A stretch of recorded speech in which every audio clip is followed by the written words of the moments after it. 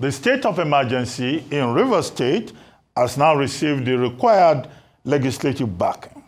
Both chambers of the National Assembly approved the proclamation in a voice vote to put a seal on the emergency rule in Rivers State.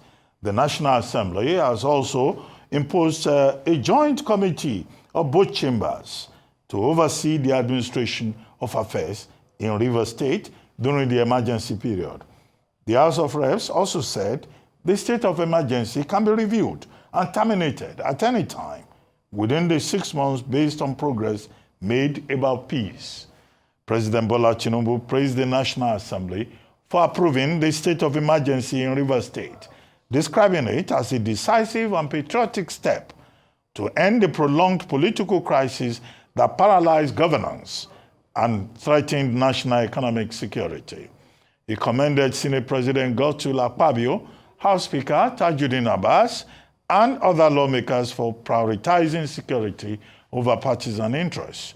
He said the emergency rule will protect lives, secure critical assets, and restore governance, with the sole administrator tasked with stabilization and dialogue.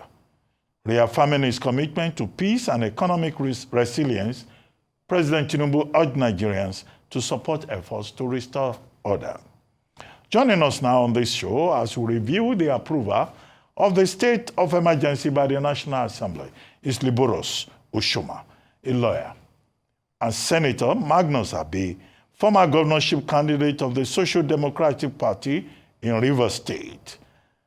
Well, Liboros is here with us in the studio. Senator Abe will be joining us from Port Harcourt. Now, let's start with you, Liboros Oshoma. I see, as usual, characteristically, you have a constitution in front of you. Could you help us review this drama that we've been witnessing since the declaration of a state of emergency in Rivers State? You know the details. I don't need to rehash them for you. Yes, thank you. If you look at the provisions of Section 305, subsection 4, subsection 5, and subsection 6, you will, let me start from what happened at the National Assembly when the Constitution says that we require 2/3 of the members. How do you calculate 2/3 with the ayes having it? No, they said attendance register. Attendance. Honorable They took attendance. Tajuddin Abbas said they took attendance. When Obi Agwocha said there must be a head count. So that we Nigerians can know who was there and who voted and how. You see, first and foremost, the rule of the Senate, if you start from the rule of the Senate, the drafters of that rule knew what they were doing. When they, in the state of declaration of a state of emergency, they proposed an executive session where nobody, no Nigerian, will see what was transpiring. So let's go into executive session. Closed session. Closed session. Nobody will see them. At the end of the day, some people will come out and say, no, we opposed it in closed session. We didn't see. You can, at every time, on matters of national importance, the Senate has, at some instances, stand out their rules to ensure transparency. But in this case, first and foremost, you insisted this is the rule and it is sacrosanct. We're talking about constitutional matters here. You say there is danger, imminent danger, or that there is crisis. And so, the Constitution required 2/3 majority of the members of the Senate and the members of the House of Rep. You now go with those in support say aye and those against say nay, and then the ayes have it. I've been trying to calculate, that 2/3 using voice vote. You say you took attendance of members. And so if you took attendance, would it not be better and more transparent for you to also show us through, particular voting, since the Constitution requires 2/3, so that Nigerians will say, yes, this was who voted for and this is who voted against. But this attitude of everybody just swimming and then we're lost. So, but before then, let me backtrack a little to even the state of emergency declaration. The president referred to the Supreme Court judgment and as the basis for the declaration and then the subsequent bomb blast and destruction of pipeline.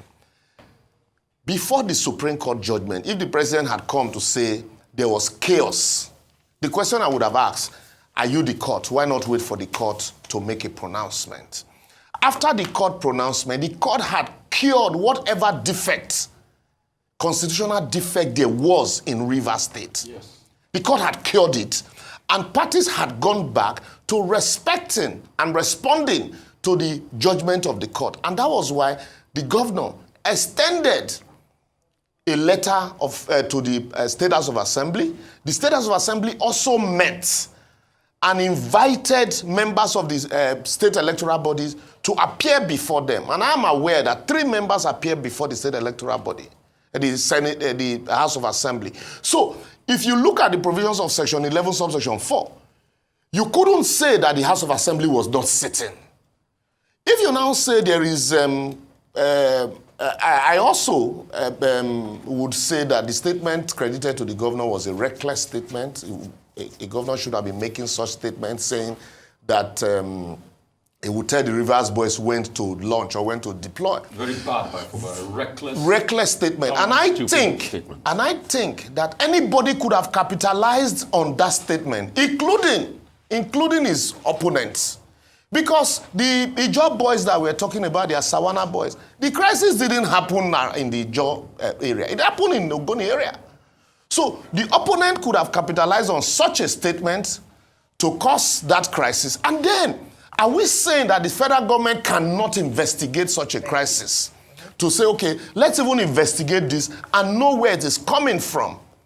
And so you just muddled up all of the issues, all of the constitutional issues, all of the challenges, and then you declare a state of emergency. I've searched the entire gamut of this constitution. People have referred to the Western region when Maje Kudumi was appointed as a sole administrator, referred to Atiku and Obasanjo's era during the Plateau State, Dariye, and then the Ekiti issue.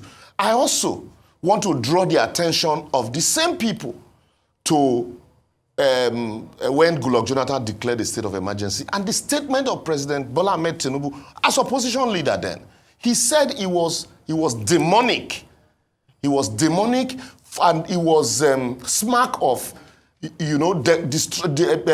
desecrating democratic structures and also power grabbing in the then president's march to 2015. And so, what has changed? Is he no longer that Democrat that once preached that democratic structures cannot be destroyed? Even in that case, Goodluck Jonathan did not suspend democratic institutions in those 3 states. But the military that were asked to go keep peace actually, kept peace. So, in this case, you say you are relying on precedent and you suspend democratic structures. And yet, the last question, sorry, Doctor. The last question I want to ask, if the president declares a state of emergency in the entire country, will he suspend himself from office? Good question, like you asked yesterday. I raised that question 2 days ago. But quickly, there's a lot to talk about. I hope we'll get the time today. I understand Senator Magnus Abe has now joined us. Senator Abe, thank you for joining us on the morning show. Well, you are a major stakeholder in Rivers State politics. Could you tell us how you feel now that your state is now under the leadership of a sole administrator, a man from Akwa Ibom who will be receiving money on, on behalf of the people of Rivers State? Although we hear that some of your people, particularly members of the State House of Assembly and others that may not be reported, have gone to the sole administrator to pay homage. So it's not just the National Assembly that has embraced this. Some people in Rivers too, they are already going to sole administrator Ibokete Abbas, retired military vice admiral, to pay homage. Have you gone yet to pay homage? Where do you stand in this matter? Dr. Abati, good morning, and thank you for having me on the show. First of all, as a Rivers man, I want to say clearly that this is not the situation that we would have wanted or we would have envisaged in our state. But the average person in Rivers State is just a citizen who is looking for an atmosphere to make progress with their families, to pursue their daily bread, and be able to go about their livelihood. And I think that most of the people in Rivers State this morning are relieved to see that there is an opportunity for the state to come back together and be able to once more do what every other Nigerian is expected to do at this time, which is to look for a way to get their children to go to school, treat themselves if they're ill, look for their daily bread, and go about their daily lives. On this whole issue, Dr. Batty, let me say that I have been a member of the Nigerian Senate, and closed-door sessions are how the Senate deals with sensitive issues. Because what happens during the closed-door session is that information that may not be public, because you're dealing with a security situation, information that may not be made public at that point can be divulged and shared with the senators in confidence. People must also remember that the senators are elected officials of the government. The Senate, the legislature, is not a separate government. The legislature are elected members of the same government. And so they have the same responsibility, the same obligation as the president to ensure the stability, progress, and security of the nation. And so when sensitive issues come up, they will be given information that may not be given to the entire public. So a closed-door session is one of the means by which senators can share such information without the cameras being present to make what information should be private public. Secondly, the appointment of a sole administrator at this time, I believe, is timely because clearly anybody who had eyes and ears and understands the dynamics of Nigerian politics could have seen clearly that the situation in Rivers State was clearly intractable. And this kind of action that the president has taken is timely, and I believe that it serves the interest of all the parties to this conflict because it gives them an opportunity to reset. I think that warmongering, rabble-rousing, and all this kind of talk that led us into this kind of situation in the first place needs to be stepped down, and wise counsel should prevail at this time. That's what I believe. Well, thank you so much for your belief, Senator Abe. Just to quickly clarify, you made a few statements around the fact that now students can go back to school, people can go back to work. Was this not happening in Rivers State? Can you share with us what the status of security was? Because we've heard reports as well that things were calm. It wasn't a war zone.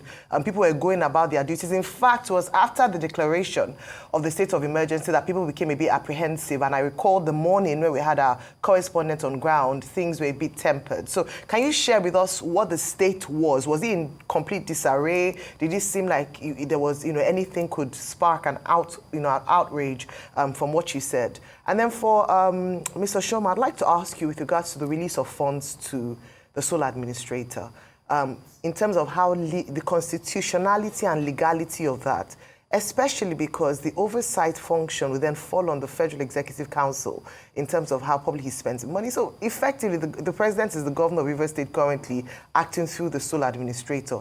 What is is that legal? I'll start with Senator Abe and then I'll come to Mr. Oshoma. Yes, thank you very much. What I want to say is that there are different natures and kind of emergencies that may arise in a sovereign state like the Federal Republic of Nigeria. And in the case of Rivers State, you had a situation where governance in the state had come effectively to a deadlock. The law of this country and the law of all democracies across the world is that appropriation is the function of the elected representatives of the people. And where there is no appropriation, there can be no disbursement. Even in the United States of America, we see a situation where sometimes the Democrats and the Republicans cannot agree with the president and all that, and they come to a deadlock and the government effectively shuts down. And the kind of situation that we had in Rivers State was a situation where clearly there had been a total deadlock, and it would have been impossible for the government to function. In fact, in the words of the Supreme Court, they said there was no government in Rivers State as presently constituted. And I want to say, with every respect, that the navigation of the political terrain of leadership is as important as the ability to be able to build physical roads and bridges. If you're the leader of a state and you do not show the capacity to be able to navigate the political terrain in such a manner that the state can continue to run effectively, and it is beginning to affect the security of major industrial and economic lifelines of the nation, the president has not just an obligation, but a duty to step in and ensure that this situation is able to be managed effectively in the interest of the citizens. And I think that in the case of Rivers State, that is a situation that the president saw.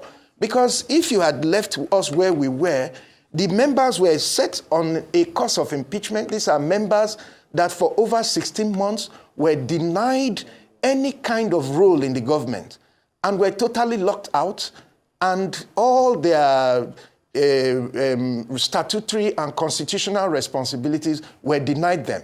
And this was a governor that was set on a path with 2-3 members, which we all know was a constitutional impossibility and had been so declared by the Supreme Court. All right. So in that kind of logjam, and the whole issue was spilling out, the president had an obligation to act, and he acted timelessly. All right. And I think what the president has done throws a lifeline both to the governor and to the legislature for them to be able to rethink and renavigate the situation at hand. So to continue to inflame passions and make insinuations that are not realistic in the circumstances is not in the interest of the people of Rivers State. That is the truth. Okay, thank you and so so we much. need to tone it down and give the state an opportunity to breathe. And let me finish what I'm saying, please. Yeah, because of our time. Yes. I thought you'd made your point. Thank you so much. Mr. Oshoma, I just want to get very quickly, but also this thing around, there was potential breakdown of law and order in the state. Let's, we operate a constitutional democracy. Yes. Section 105, Section 305, subsection 3. The president shall have power to issue a proclamation of a state of emergency only when the federation is at war, the federation is in imminent danger of invasion or involvement in a state of war, there is actual breakdown of public law, public order, and public safety in the federation or any part thereof to such extent as to require extraordinary measure to restore peace and security. There's a clear and present danger of an actual breakdown of public order and public safety in the federation or any part thereof, requiring extraordinary measure to avert such danger. There's an occurrence of imminent danger or the occurrence of any disaster or natural calamity affecting the community or a section of the community in the federation.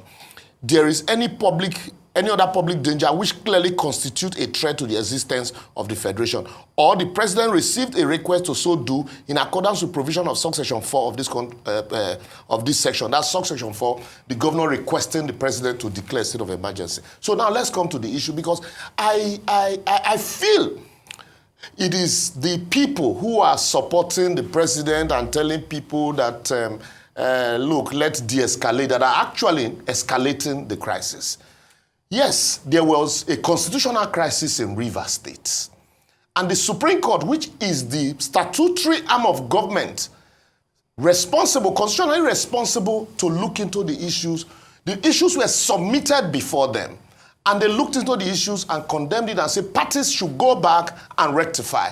And parties actually went back to rectify.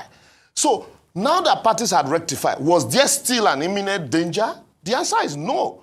And then the idea of, the people, there was a palpable tension in the state and all of that. If you look at the provisions of Section 188, subsection 1 to 9, it spells out the provisions,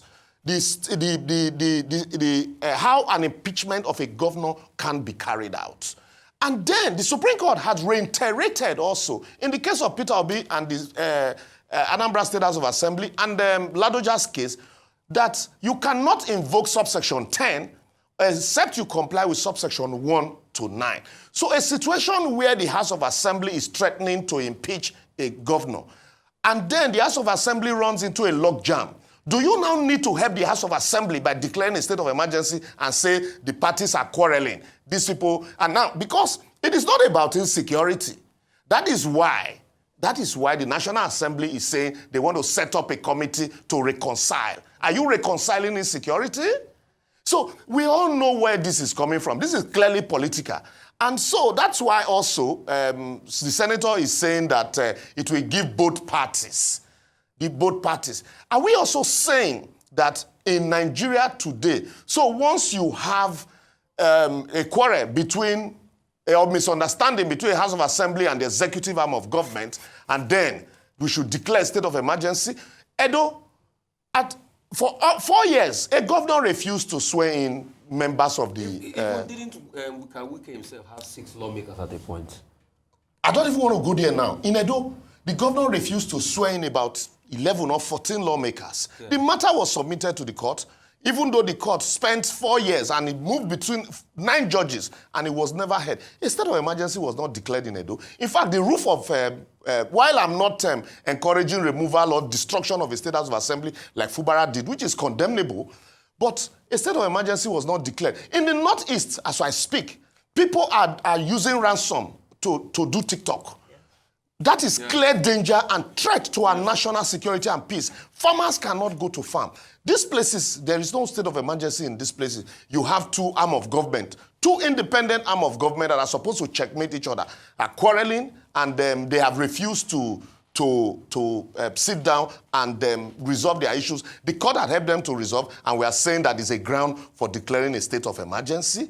And so does that mean now that you have a crisis in Oshoma State, where the former local government and present local government chairman at loggerhead, so the president would... Some people have started saying they should declare state of emergency. In Benue State, as we speak now, the governor and the chief judge of the state are at loggerhead. And so, are we saying that the president should declare state of emergency? Real quickly. So how many areas are we going to declare state of emergency? Quickly, Rufai, please. On the issue of allocation, the Supreme Court ruled. Before now, the federal government approached the Supreme Court under Section 7 of the Constitution, requesting that the Supreme Court should make a pronouncement that under no guise can a state governor suspend a democratically elected local government chairman. And the Supreme Court so agreed with the APC and the federal government. That same federal government today is saying that they have powers to suspend a democratically elected governor and state house of assembly because the 2 cannot agree on what should happen in Section 188.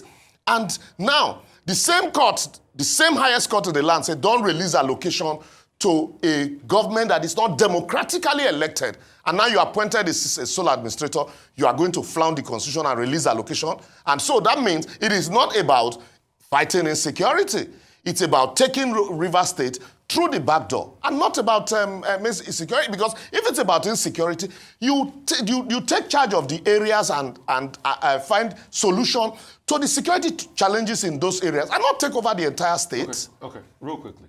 Couple of things. I want clarification for public education. You know, I made mention of the fact that Minister Wike at some point when he was governor had 6 lawmakers. Can you throw more light as regards what happened around that time? Another question is, I think in the conversation here, somebody was saying that the Senate should remember that they are also, sort of like, a part of the government and everything. So I'm asking, Dr. Abati, based on the spirit of the law by Baron de Montesquieu, then where is separation of powers here? Are we, or like Baron Montesquieu said, are we now practicing separation of power or fusion of powers? Because Baron Montesquieu talked about those 2 concepts in the spirit of laws that I read, separation of powers or fusion of powers. I want you to answer that. And for Mr. Magnus Abbey, Senator Magnus Abbey, the question I have for you is this. Please, can you show us with evidential proof the insecurity that is happening in Rivers State? Hope you know And the transnational pipeline that was blown up, I started working again a day after. I hope you know the 2 other incidents of bombings around that area. NNPC has discarded some of them that say it was just a flare. So please, can you plot us the state of insecurity, the fighting and the killings that were happening on the road, in rivers, in Port Harcourt that warranted, and also the argument on those that support the government is always that things were not fixed. But this was the same Fubara that wrote to the House and said, let's represent the budget. But the House rebuffed him and said they were going to go it alone by pushing for his impeachment. So show me the fairness in all this conversation. But let Mr. Liboros answer first, because you are always taking, the front part. So please, can you answer, put those clarity as regards, the things I talked about? Briefly. Yeah. Managing time. Please, thank you. You see, that's anytime there is such a constitutional crisis, whether by 2 lawmakers, 3 lawmakers, 6 lawmakers, it is for the court to deal with. Because at every given time, there are situations where you have, even off-cycle election, there are situations where a governor comes in and you have members in the State House of Assembly who are not members of his party.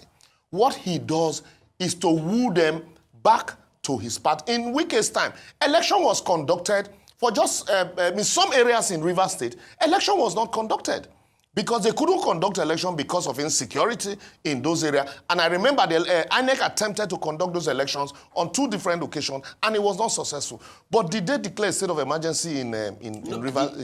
Was there any point that Wike had 6 lawmakers? Because the election was not conducted. So he had 6 lawmakers? Yes, it was. I can't remember the numbers now, but because elections were not conducted in those constituencies, lawmakers could not be sworn in with the rest. And there was no state of emergency in that state until INEC dealt with it. Even as I speak now in Edo State, you have a governor who is a governor of the APC, and the speaker is in PDP. They are working harmoniously. And it's about give and take. If the parties could not sit down, and the Supreme Court had helped them to resolve the issue, do you now need to say, I believe, and I can clearly say this, that this pipeline issue was contrived. It was contrived to create this scenario and then declare a state of emergency and say, oh, let the people go and settle. Is that what the Constitution required? Please talk to us about the separation of power or fusion of power. Because I think somebody was saying about it. Seriously, what we have here is a fusion of power. And that is why somebody said that once this matter gets to the National Assembly, the current National Assembly will find any excuse to adopt and support Mr. President. So what were these security issues? This is security, the issues, the information could have been taken at the executive session, and then the voting can be done publicly. But when this information was not taken at the, because from what we heard from some senators also, there was no information that was taken at the executive session. And this idea of kowtowing to the whims and caprices of the executive, and I am also ashamed because I know that's what they all do, which is what led to this fight. A governor would want the State House of Assembly to be an extension of the executive. And that is what we have taken to the national level. Before now, we used to have a vibrant House of Representatives. But unfortunately today, we no longer expect anything from the House of Rep, not talk of Senate. Okay. We need to go to Senator Magnus. Please, empirically prove for us the insecurity in the states. And also confirm for us, didn't the governor make attempts to represent the budget and write to the lawmakers, but they rebuffed him? Was that a level of fairness? But prove to us the insecurity, the fighting in Rivers State that was constant, the shooting on the streets that led to this state of emergency. Erufai. Yes, sir. Erufai, just calm down. I don't have to prove anything to you. Your position on this matter is known. And what I want to say to you people is that it is important. Yes, it's true.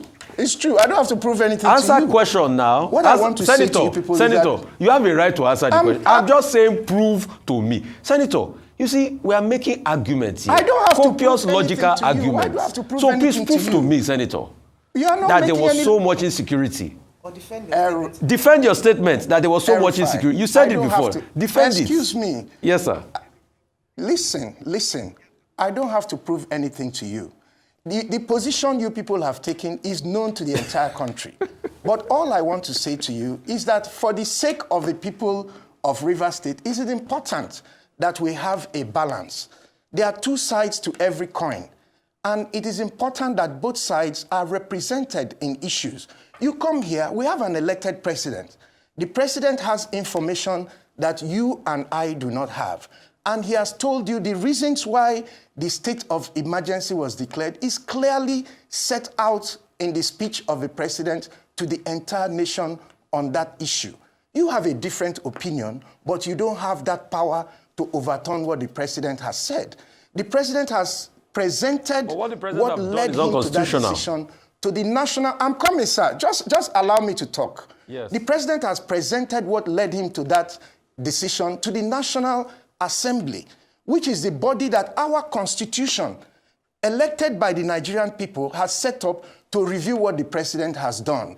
And they were unanimous in their decision to stand by what the president did. You have a right not to agree with it, but it is not proper for us to come here and begin to present a scenario, make speculations, and say things that obviously have no foundation whatsoever in reality. For the sake of the people of Rivers State, I want to appeal to all of us as Nigerians. Let us give peace a chance.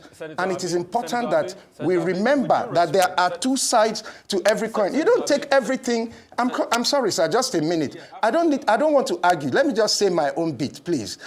You remember that there are two sides to every issue. Opposition members, those who are opposed to the president, have gathered to sell a narrative because they think that they can profit politically from the crisis in Rivers State. Let me sit here and say clearly that they cannot. What is important to Rivers people at this time is that we should allow common sense and wise counsel to prevail. I have been looking at what is happening in the state. We saw the conduct of the governor that led up to this crisis. The governor is the chief executive. He is the head of the government of the state, and it was his responsibility to manage both the political, economic, social, and whatever challenges he faces in the course of his governance. He chose the path that he chose because he was listening to people that he should not have listened to. Some of the people he listened to, let me take the case of a fellow governor who is one of his strongest supporters. He had the same issue in his state. In his state, when he had the issue, did he come out openly to confront his predecessor who had helped him into power? He did not. While the predecessor was fighting him, he gave him his ticket back to the Senate, but blocked his boys who were all in the SDP. They didn't have a total showdown the way he now was supporting in Rivers State. And at the end of the day, when the price comes, it is the man who is sitting in the seat that will stand alone.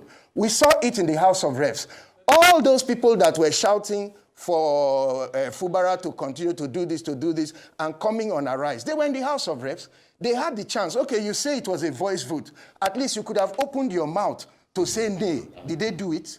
So let us be practical. This is a political situation that was going to result in a total breakdown of law and order. And the president, as the president of this country, acted in the interest of the Nigerian state. Senator. Nobody should sit down and begin to accuse the president in this kind of matter. He has acted in a partisan manner. But what the president said, was it different from what the Supreme Court said?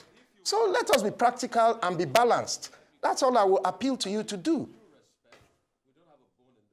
We're after the Constitution, and with due respect... Yes, sir. Go ahead, sir. Okay, Rufai. Rufai, please. I just say proof to Rufai, please, leave him alone. Senator Abe, I understand your passion. I mean, you are a major stakeholder in Rivers. No, it's not a passion. I'm just worried because this affects my state and it affects my people. Okay, you are a major stakeholder. So we should be balanced. You are a major stakeholder.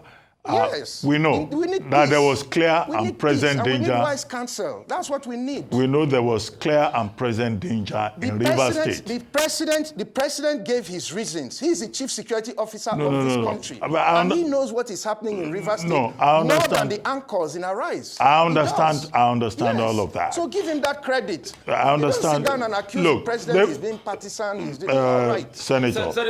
No, just hold on. Just hold on. The senator has powers. The president has powers under Section 305. The bone of contention is that he does not have the right to collapse democratic structures. Nobody has ever said that the president cannot intervene. That's why Section 305 uses the word shall, because he has a responsibility to protect the country. But I asked you a question. Wait, before I let you go. I said, when are you going to visit the sole administrator? Because some people have been going to him. I want to know. If I have the opportunity to visit the sole administrator, I will visit him. But what I want to say is that every emergency is not the same. So what steps may be necessary in one emergency may be different from the kind of steps that are required in another kind of emergency. So there is no law that says that if Jonathan took this kind of decision in one kind of emergency, every president must follow what one president did. Every emergency is different. The important thing is that the steps that the president takes will restore normalcy and bring order back to that part of the federation. And that is what the president is trying to do. And it should be supported by all Nigerians so that that emergency is resolved in the national interest. That's what I would say. Senator Abe, thank you very much. Leborus Oshoma, thank you very much. What else do you want to say? We want to close this program. Thank you for protecting me from public domain. The president's speech in the is in the public domain. And because the senator talked about, particulars that are not, made public, that would be made public to the National Assembly. And then he also referred to these same particulars contained in the president's speech. There are no particulars that are not already in the public domain. And then lastly, when we talk about Rivers people, we all have a stake in Rivers. Rivers people. Are you from Rivers? Till today, I have families in Rivers. I grew up practically in Woji. As settlers? Yeah, well, I'm a Nigerian. And so we all have a stake there. We all have a stake. And so when we talk about these Rivers, the ordinary people of Rivers, have we taken a census of the ordinary people of Rivers? Okay, is it not the same thing? Lastly on this, it is clear and obvious that what has been done, that's why it is clear and obvious that there is no, security challenges in Rivers State. And that is why all of the stakeholders and all of those supporting Mr. President keep talking about the governor and the State House of Assembly. The governor and the State House of Assembly. These are issues meant for the Supreme Court to resolve, and which they have resolved. The same 305 talks about imminent threat of danger. But there is no imminent threat. But what you have is a disagreement between one arm of government and another arm of government, which is normal in a constitutional democracy. Okay, very good, very good. Thank you very much, Senator Magnus Abe. Thank you, Leborus Oshoma. Well, very interesting subject. People are bound to have different opinions. Thank you very much.